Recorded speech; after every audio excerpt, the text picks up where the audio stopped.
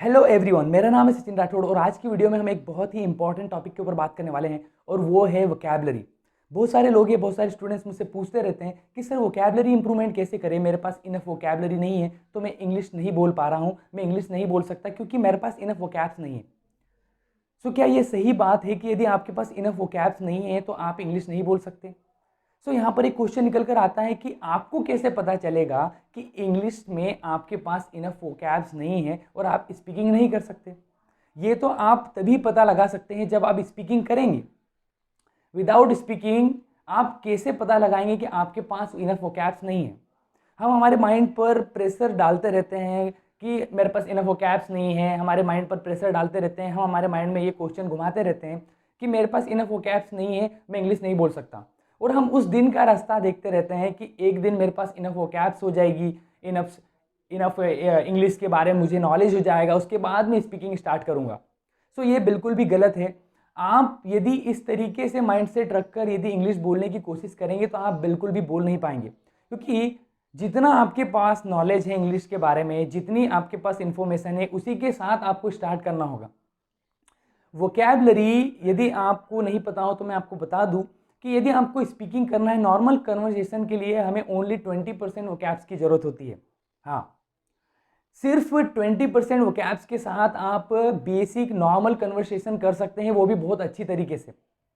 हमें इंग्लिश बोलने के लिए बहुत सारे एडवांस वर्ड, एडवांस स्ट्रक्चर्स, बहुत सारे जो आजकल फैंसी वर्ड्स है उनका यूज़ करने की ज़रूरत नहीं होती। यदि आपको बेसिक कन्वर्सेशन करना है तो हमें बेसिक वोकैबलरी की ज़रूरत होती है जो हम डे टू डे लाइफ में यूज़ करते हैं। सिंपल। सो हमको ओनली 20% वोकैब्स की ज़रूरत होती है। बहुत सारे लोग हैं जिनके पास इनफ वोकैब्स होती है, उनको बहुत सारी जो डेली बेसिस पे जो यूज़ हो रही है वोकैब्स के बारे में नॉलेज है, लेकिन वो वोकैबलरी का यूज़ नहीं कर रहे हैं।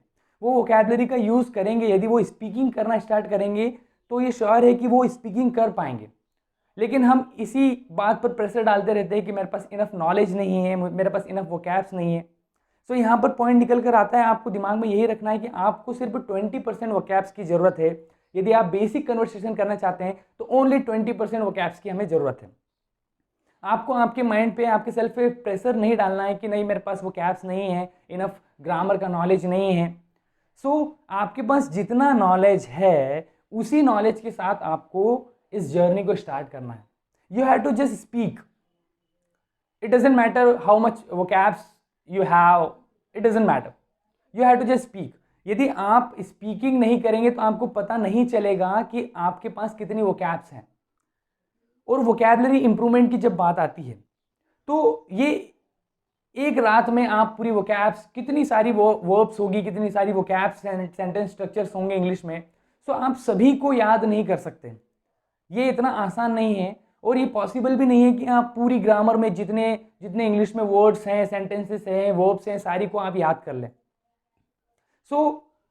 जितना आपके पास नॉलेज है, जितनी आपके पास वोकैब्स है, जितना आपके पास ग्रामर नॉलेज है, उसी के साथ आपको स्टार्ट करना है। और जब आप स्पीकिंग स्टार्ट करेंगे तो ऑटोमेटिकली आप उन वर्ड्स का यूज़ करते जाएंगे और वर्ड्स आपके माइंड में आते जाएंगे।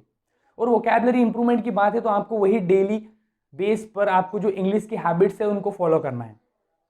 यदि आप देखा जाए तो यदि वोकैबलरी यदि आपको इंप्रूव करना है तो यहाँ पर आपको रीडिंग करना होगा, लिसनिंग करना होगा। लिसनिंग करेंगे तो नए नए वर्ड्स आपके सामने आएंगे, उन वर्ड्स को आप अंडरस्टैंड कर पाएंगे और उनको आप डेली बेसिस पर यूज़ कर पाएंगे। रीडिंग जब आप करेंगे तो रीडिंग में आपको नए वोकैब्स मिलेंगे। यदि आपको वोकैबलरी की मीनिंग नहीं पता है तो वही आपको गूगल पर जाना है सिंपली और सर्च करना है कि उसका मीनिंग क्या है। सिंपली रीडिंग और लिसनिंग से आप बहुत अच्छी तरीके से वोकैबलरी इंप्रूव कर सकते हैं। आप उसके अलावा राइट डाउन कर सकते हैं, आपको जो नई वोकैब्स मिल रही है राइट डाउन करें, राइट डाउन करके उनको डेली बेसिस पे यूज़ करना स्टार्ट करें। सिंपल। यदि आपको नई वर्ब्स यदि आपने कलेक्ट की हैं और यदि आप उनको चाहते हैं कि वो याद हो जाए तो आप एक साथ बैठ कर सारी वोकैब्स याद भी कर लेंगे। और यदि आप उनका यूज़ नहीं कर रहे हैं तो वो यूज़लेस है। जो भी चीज़ यूज़ नहीं हो रही है वो यूज़लेस है। आपको क्या करना होगा, आप जो भी नई वोकैब्स आप कलेक्शन आपका हो रहा है उन वोकैब्स को आपको डेली बेसिस पे यूज़ करना होगा। यदि आप उन वर्ड्स को यूज़ नहीं कर रहे हैं तो आप इसको सारी वोकैबलरीज जो भी आपने याद की है वो एट द टाइम आप उसको भूल जाएंगे, क्योंकि ये ह्यूमन नेचर है, एक समय बाद हम चीज़ें भूल जाते हैं।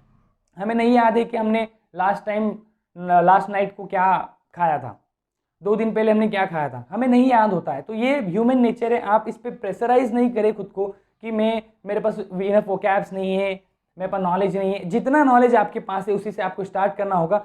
स्लो प्रोसेस है। यदि आपको वोकैबलरी इंप्रूवमेंट करना है तो एक नाइट में आप वोकैबलरी इंप्रूवमेंट नहीं कर सकते, आपकी इंप्रूव नहीं होगी। सो आप इस चीज़ को अवॉइड करें, प्रेशराइज ना करें, और याद रखिए कि only 20% vocabs we need to speak. So only 20% vocabs, और मुझे लगता है कि 15 to 20% हर एक इंसान के पास, एक एवरेज इंसान के पास इतनी वोकैब्स होती हैं। सो इन्हीं के साथ हमें स्टार्ट करना है स्पीकिंग। हम क्यों नहीं कर पा रहे हैं? क्योंकि हम प्रेशराइज करते रहते हैं, हम खुद के माइंड पर प्रेशर डालते रहते हैं कि मेरे पास इनफ वोकैब्स नहीं है। सो ध्यान रखें, हमें ओनली 20% वोकैब्स की जरूरत है नॉर्मल कन्वर्सेशन करने के लिए, और हम नॉर्मल कन्वर्सेशन ही करना सीखना चाहते हैं। फिर स्लोली आप, यदि आपकी इंग्लिश को और निखारना चाहते हैं, पॉलिश करना चाहते हैं, तो आप नए नए वर्ड्स, एडवांस सेंटेंस स्ट्रक्चर्स, अलग अलग चीज़ें सीख सकते हैं। लेकिन फर्स्टली हमको बेसिक कन्वर्सेशन करना सीखना होगा। सो ध्यान रखें, 20%, only 20% we need vocabs, only 20%। So 20% के साथ ही आप अच्छी इंग्लिश बोल सकते हैं। सो आज की वीडियो के लिए इतना ही फ्रेंड्स। हम मिलते हैं नेक्स्ट वीडियो में। तब तक के लिए keep growing, keep learning, and we can do it. Bye bye.